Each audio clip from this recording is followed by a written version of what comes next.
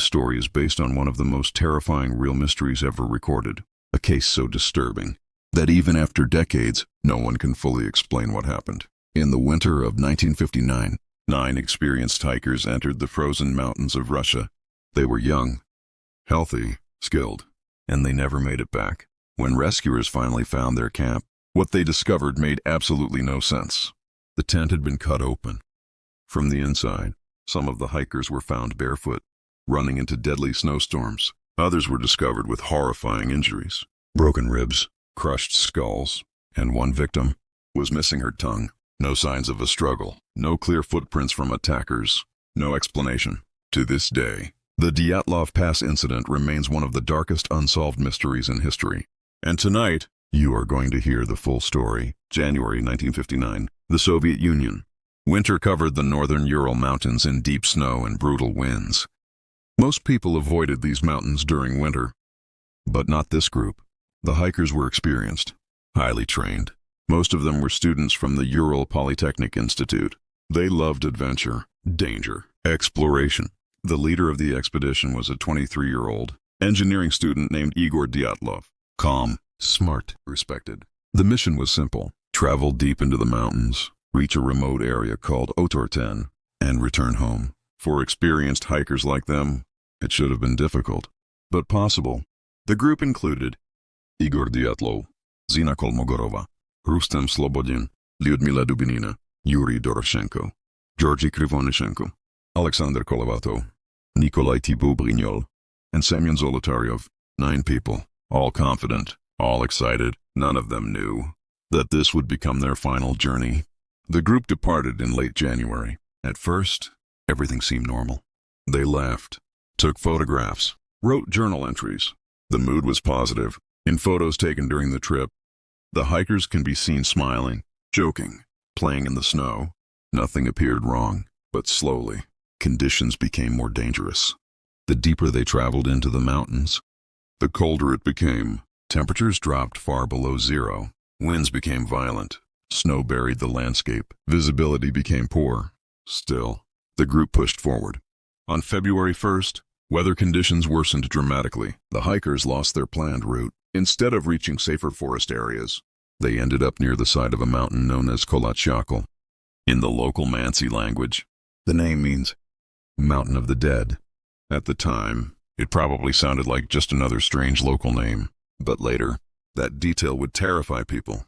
As snowstorms intensified, Igor made a decision. Instead of continuing through the storm, the group would set up camp directly on the mountain slope. It was an unusual choice. Most experienced hikers would have moved lower into the trees for protection, but for some reason, they stayed exposed on the mountainside. The group worked together, cutting into the snow to place the tent. The wind screamed across the mountain. Darkness slowly covered the area. The temperature was deadly. Inside the tent, the hikers settled down for the night. They removed boots, changed clothes, prepared to sleep. Outside, the storm continued, and sometime during that night, something happened. Something so terrifying that 9 experienced hikers suddenly fled into the freezing darkness, half-dressed, barefoot, running for their lives. Back home, people waited for news. The hikers were expected to send updates, but days passed, and nothing arrived. At first, no one panicked. Winter expeditions were often delayed by weather, but eventually, families became worried, then concerned, then afraid. A search party was organized. Rescue teams entered the mountains. Soldiers joined the search. Volunteers, students. Everyone hoped the group had simply become stranded. But deep down, something felt wrong. Very wrong. On February 26th, searchers finally found the campsite, and immediately, they realized this was no normal accident. The tent was partially buried in snow, damaged, abandoned. But the most disturbing detail was discovered moments later. The tent had been cut open. From the inside, not ripped by weather, not torn by animals. Cut, as if the hikers were desperate to escape immediately. Even stranger, most of their belongings were still inside. Boots, coats, food, everything they would have needed to survive the cold. Why would experienced hikers leave the tent like that, in temperatures cold enough to kill within minutes? It made no sense. Then the rescuers noticed footprints, tracks leading away from the tent. 9 sets. Heading down the mountain, Slowly, not running, not chaotic, almost calm. But many of the footprints were barefoot, or wearing only socks. The rescuers followed the tracks into the darkness, and eventually, they found the first bodies. Near a cedar tree at the edge of the forest, searchers discovered Yuri Doroshenko and Georgy Krivonishenko. Both were dead. Their bodies were frozen. They were wearing very little clothing. One detail deeply disturbed investigators. The tree branches above them were broken, as if they had climbed the tree in panic, trying to see something, or escape something. There was evidence of a small fire nearby, which meant at least some of the hikers survived long enough to attempt warmth. But they still died, slowly, freezing in the darkness. Then investigators found more bodies. A short distance away, Igor Dyatlov was discovered, face down in the snow, one hand stretched forward, as if he had been trying to crawl back toward the tent. Toward safety, toward answers. Nearby, searchers found Zina Kolmogorova, and then Rustem Slobodin, all frozen, all appearing to be trying to return to camp. Whatever frightened them seemed to have separated the group. But the worst discoveries were still hidden beneath the snow. Months passed. Snow covered the mountain deeply. The remaining 4 hikers could not be found. Then finally, in May, search teams discovered them in a ravine, and what they found shocked everyone. These victims had suffered terrible injuries. Lyudmila Dubinina had severe chest trauma. Nikolai Thibault-Brignol had a crushed skull. Semyon Zolotaryov's ribs were shattered, but there were almost no external wounds. Investigators later said the injuries looked similar to damage caused by a car crash. Extreme force, but no visible attack. And then came the most horrifying detail. Lyudmila Dubinina was missing her tongue, parts of her lips, and tissue from her face. People immediately began asking questions. What could do this? Animals? Military weapons? Something else? The mystery only became darker. Soviet investigators struggled to explain the scene. Nothing fit together. No evidence of another group. No signs of murder. No avalanche damage at the campsite. No clear explanation for why the hikers fled the tent. The official conclusion eventually stated, the hikers died because of a compelling natural force. That was it. No detailed answer. No full explanation. Just vague words.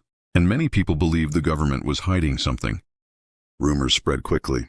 Some believed secret military tests caused the deaths. Others claimed strange lights had been seen in the sky during that time. Witnesses reported glowing orange spheres floating above the mountains.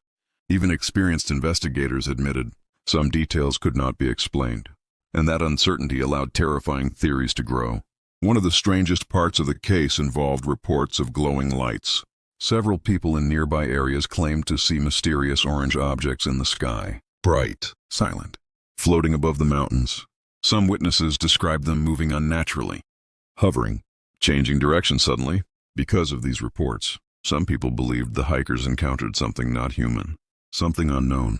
Even today, those theories continue online. Aliens, experiments, paranormal forces, and the truth is, no one can fully disprove them, because the evidence remains incomplete and disturbing. Years later, scientists proposed a possible explanation, an avalanche. According to this theory, shifting snow collapsed near the tent during the night. The hikers panicked. They cut their way out and fled quickly, but critics pointed out major problems. There were no obvious avalanche signs. The tent remained partially standing. And why would some victims suffer massive internal injuries without external damage? Others questioned why the hikers never returned to the tent. Their supplies were still there. Their survival equipment, their warm clothing. Experienced hikers would know the importance of returning, unless something prevented them, something terrifying. Another theory involved infrasound, low-frequency sound waves caused by wind across the mountains. Some researchers suggested these sounds may have triggered panic, hallucinations, extreme fear, mental confusion. But again, there are problems. Would sound alone explain the injuries, the missing tongue, the strange behavior? Many people remain unconvinced. And the deeper you study this case, the stranger it becomes. Imagine the final night, the storm outside growing stronger, the hikers trying to sleep. Then suddenly, something happens. Maybe a sound, maybe lights outside, maybe movement. Fear spreads quickly. The tent is cut open. Cold air rushes inside. The hikers flee into darkness, barefoot, half-dressed, snow cutting into their skin. Wind screaming across the mountain. Some try to build a fire. Some try to return. Some hide in the ravine. But one by one, the cold takes them. Or perhaps something else does. And that is what makes this story so terrifying. No one truly knows what happened in those final hours. No survivors, only silence. But let's imagine it more closely. The wind outside becomes violent. The tent shakes hard against the mountain. Snow hits the fabric like tiny bullets. Inside the tent, everyone is exhausted, cold, hungry, trying to sleep. Then suddenly, someone hears something. A deep sound outside. Not thunder, not wind. Something different. Igor opens his eyes. The others slowly wake up. Nobody speaks at first. They just listen. Again, that sound. Closer this time. Low. Heavy. Almost like something moving outside the tent. One of the hikers reaches for a flashlight. Another pulls the blanket tighter. The air inside the tent suddenly feels wrong. Heavy. Uncomfortable. Like danger itself is standing nearby. Then, they see it. A strange orange glow outside the tent walls. Faint at first. Then brighter. The hikers freeze. Nobody understands what they are looking at. The light moves slowly across the snow outside. Silent. Watching. Someone whispers something in Russian. Another person crawls closer to the tent opening, trying to see outside. Then suddenly, the light disappears. Complete darkness again. For a moment, everything becomes quiet. Too quiet. And then, a loud force slams against the side of the tent. Hard. Violent. People scream. Someone falls. The tent shakes again. Snow collapses from above. Panic spreads instantly. Igor grabs a knife, cuts through the tent fabric. Cold air explodes inside. Move! Get out! Now, the hikers crawl desperately through the opening. Some without boots, some without jackets. No time to think. Only fear. Pure survival instinct. The storm outside is brutal. Snow flies across their faces. The darkness is almost complete. Visibility barely exists. But nobody stops running. Because something behind them terrifies them more than the freezing cold. The group moves downhill, fast, breathing hard, trying not to lose each other. One of them turns back toward the tent, and for a split second, through the storm, they see something near the campsite. A dark shape, tall, standing still in the snow. Then lightning flashes across the sky, and the figure disappears. The hikers continue toward the trees, desperate for shelter, desperate for warmth. At the cedar tree, they finally stop, hands shaking, bodies freezing. Someone gathers branches. Someone lights a fire. Tiny flames appear in the darkness, weak against the storm. But the fear does not leave, because deep in the forest, they hear something, a sound, far away at first, then closer, crunching snow, slow footsteps, one step, then another. The hikers stare into the darkness beyond the trees, trying to see through the storm, trying to understand what is coming toward them. But they see nothing, only blackness, only snow. And then, one of them notices something impossible. Orange lights, moving silently between the trees. Watching them, the group panics again. Some begin arguing. Some want to return to the tent. Others refuse, because deep down, they know something horrifying. The mountain no longer feels empty. Hours pass. The cold becomes unbearable. Fingers stop moving. Breathing becomes painful. One by one, their strength disappears. Some collapse near the fire. Others attempt to crawl back uphill, hoping to reach the tent, hoping to survive. But the storm is too strong, the darkness too deep, and the mountain shows no mercy. Somewhere in those final moments, the last surviving hikers look into the storm one final time. And perhaps, they finally see what had been following them. But whatever they saw, they took the truth with them into the snow, forever.